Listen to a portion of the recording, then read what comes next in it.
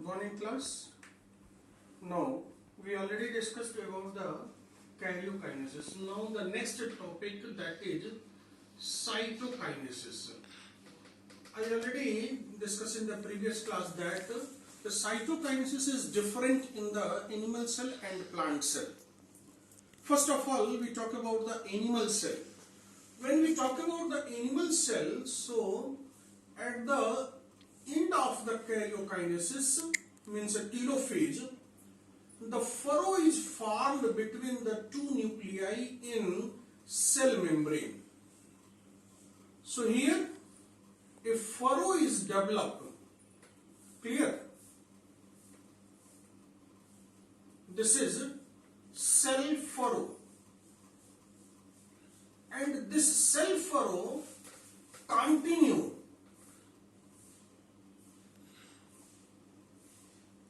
and finally this cell furrow divide the animal cell into two daughter cells. So this is the unique method which is found in the animal cell, by which the cell divide and produce two daughter cells. It's found only in animal cell. So we can say the cytokinesis in the animal cell occur by the cell furrow method. By whom? By cell furrow method. Okay. Now the plant cell. Clear?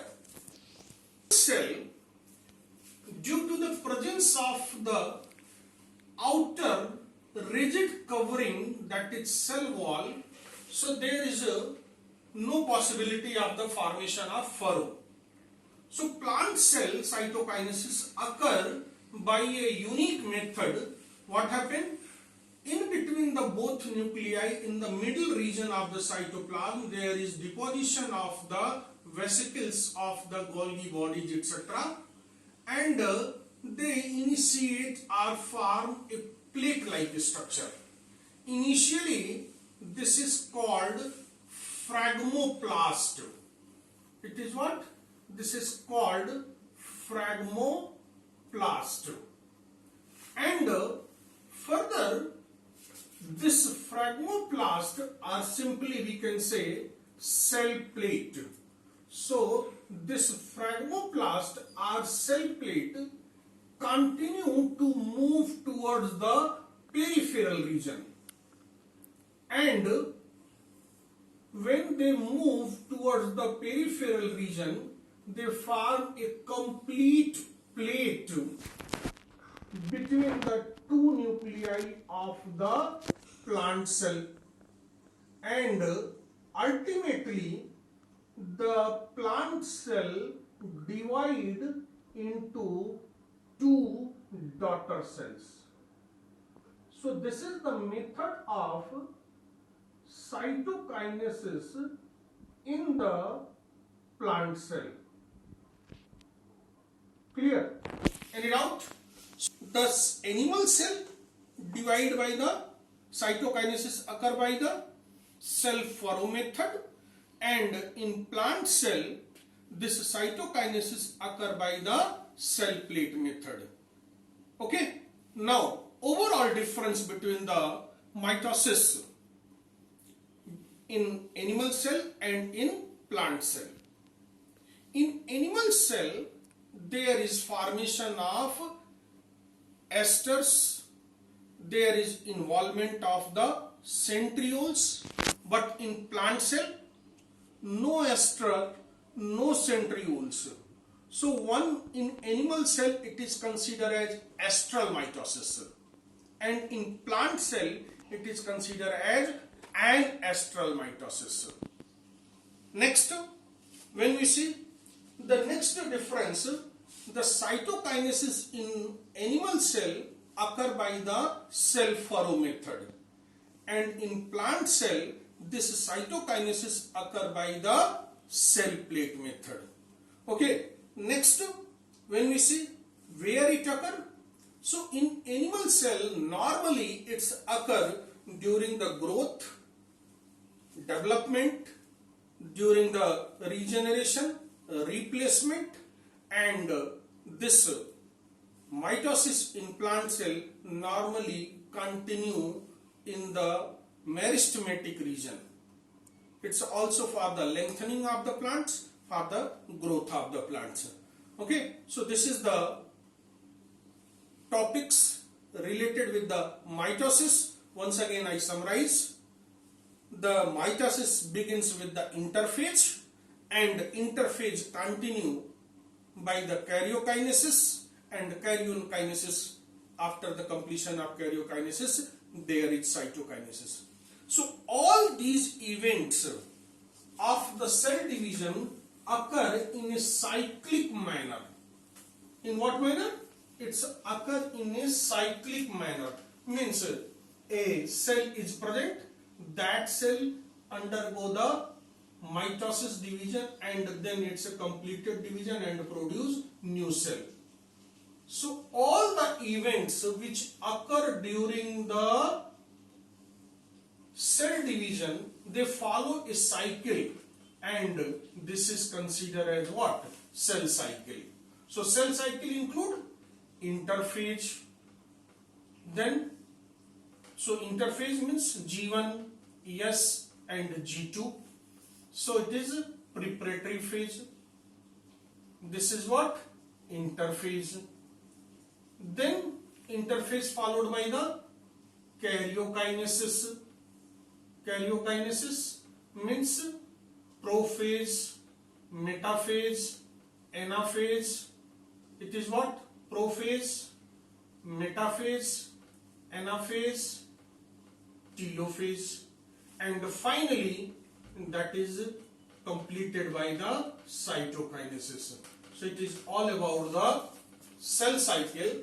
So cell cycle includes all the events which occur during the cell division. It includes interphase, karyokinesis and cytokinesis. G1, S, G2, prophase, metaphase, anaphase, telophase, and finally cytokinesis, and produce the similar kinds of the cell. Clear? Okay. Now come to the next topic. The next topic is about the structure of DNA and composition. So DNA is a type of nucleic acid. There is two nucleic acid. The first one is DNA and another one is RNA. This DNA known as deoxyribonucleic acid, and RNA, it is ribonucleic acid. When we talk about the DNA, so this DNA is a double helical structure. Double helical structure means it's made up of two helix, two strands, and these strands are made up of a chain of nucleotides. Means it is, if we talk about a single helix, single strand, so this single helix or single strand is made up of what? Made up of polynucleotide chain. This polynucleotide chain means it is what? Just a nucleotide are arranged in a linear sequence, and then they form a polynucleotide chain. So when we talk about this nucleotide is consists of two things. The first, nucleoside and phosphate or phosphoric acid. So we can say when the nucleoside combine with the phosphate, they form nucleotide. And when we see the nucleoside, this nucleoside consists of the two component. One is pentose sugar. Pentose sugar means the sugar which is made up of 5 carbons. Here in the DNA it is known as deoxyribose sugar, C5H10O4. And another thing, that is nitrogenous base. It means we can say the nitrogenous base, when combined with this pentose sugar, they form nucleoside, and when nucleoside combined with phosphate, they form nucleotide, and when many nucleotides arrange in a linear chain, they form a single helix, and when the 2 helix are present, they are considered as what? DNA. When we see the nitrogenous base here, so nitrogenous base, there is 2 type of bases. One purine base and another pyrimidine base. So there is 2 type of bases, purine base and pyrimidine base. When we see the purine base, there is 2 adenine, guanine, and in pyrimidine there is 3 type, cytosine, thymine, and uracil. This uracil found only and only RNA. Clear? In the place of thymine. So in DNA there is 4 nitrogenous bases: adenine, guanine, cytosine, and thymine.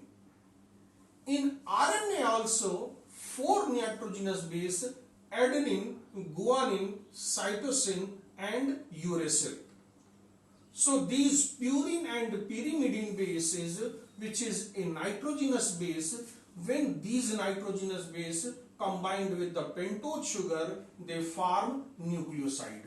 And when nucleoside combined with phosphate, they form nucleotide. When the several polynucleotides chains are arranged in the chain, then they form a helix, and 2 helix form the DNA. So by this way, the nucleoside formed by the nitrogenous base plus pentose sugar, nucleotide formed by the nucleoside plus phosphate. Okay, any doubt?